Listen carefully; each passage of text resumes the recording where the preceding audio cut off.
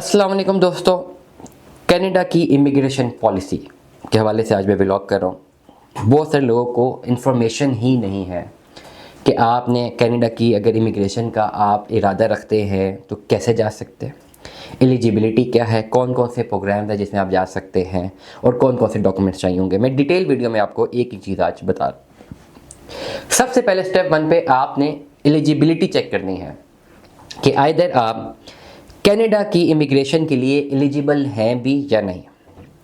उसके लिए आपको सबसे पहले एक IRCC का पोर्टल विज़िट करना है। जो इमिग्रेशन रिफ्यूजीज़ का एक सिटीज़नशिप का एक पोर्टल है। आपने डिफरेंट ऑनलाइन टूल्स के बारे में मैं आपको बाद में बताता हूँ।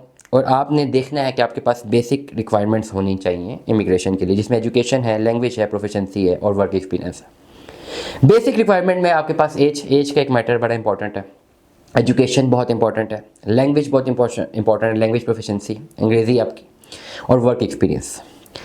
अब कौन कौन से प्रोग्राम में आप कनाडा के लिए इमिग्रेशन के लिए अप्लाई कर सकते हैं?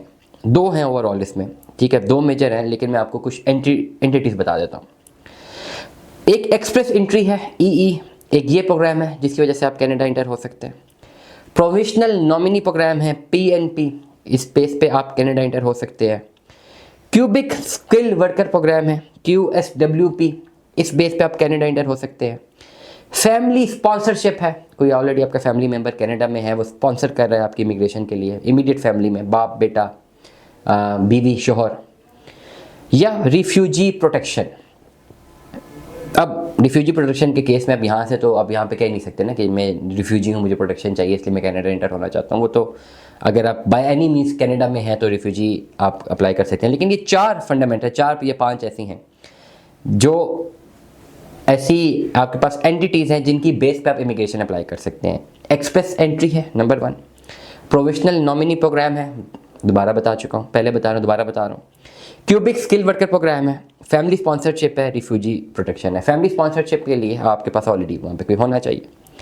स्किल वर्कर प्रोग्राम में इसकी काफ़ी डिटेल्स हैं, इसके वाले से खैर बाद में आने वाले व्लॉग्स में बात करेंगे। लेकिन ये 4 चीज़ें जिसमें आपने इंटर होना है। सबसे पहले आपने क्या करना है, अगेन IRCC के पोर्टल पे जाना है, देखना है कि आप एलिजिबल हैं या नहीं। एलिजिबिलिटी के बाद आप देखना है कि इन चारों में से आप किस पर्टिकुलर प्रोग्राम में आप एलिजिबल हैं, उसमें अप्लाई करना है। फिर आपके पास डॉक्यूमेंट्स आ जाते हैं। डॉक्यूमेंट्स तो मेरी बर्थ ओवरऑल मेरी फिंगर टिप्स पे हो गया, मैंने इतनी दफ़ा बताया, अगेन हम बता देते हैं। पासपोर्ट आपका वैलिड, आपका बर्थ सर्टिफिकेट, आपका मैरिज रजिस्ट्रेशन सर्टिफिकेट, इसे MRC बोलते हैं। खुदा ना खासा डिवोर्स और सेपरेटेड हैं तो उसके डॉक्यूमेंट्स। एजुकेशनल सारे क्रेडेंशियल्स और ये HEC से वेरीफाई होने चाहिए और मोफा से भी, मिनिस्ट्री ऑफ फॉरेन अफेयर से भी वेरीफाई होने चाहिए। Language proficiency test IELTS must है कनाडा जाने के लिए। पुलिस कैरेक्टर सर्टिफिकेट पाकिस्तान से लाजिमुल मलजूम है और ये मिनिस्ट्री ऑफ फॉरेन अफेयर से अटेस्ट होना चाहिए।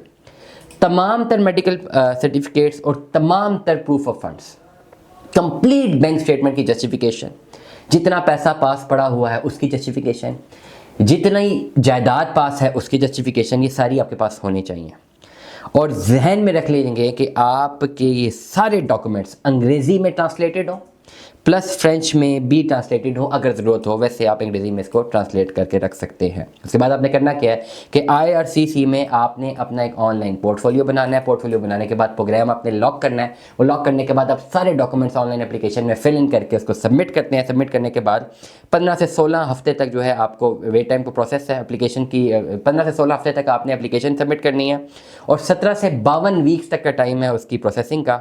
उसके बाद फिर मेडिकल एग्जामिनेशन है, इंटरव्यू है, ऑप्शनल है, फिर डिसीजन हो सकता है और फिर आपका जो है मूव टू कनाडा आ सकता है। तो ये 4 प्रोग्राम थे जिनसे आप पाकिस्तानी पासपोर्ट पर कैनेडियन इमिग्रेशन अप्लाई कर सकते हैं। लेकिन याद रखिएगा, इमिग्रेशन के लिए अगर आप वर्क फोर्स के लिए जाना चाहते हैं तो आपके पास एक वर्क परमिट वहाँ का होना चाहिए, जो कि वहाँ पे लेबर मार्केट इम्पैक्ट एनालिसिस से अप्रूव होना चाहिए। नंबर 2 पे अगर आपका कोई फैमिली स्पॉन्सरशिप है तो उसके लीगल डॉक्यूमेंट्स होने चाहिए।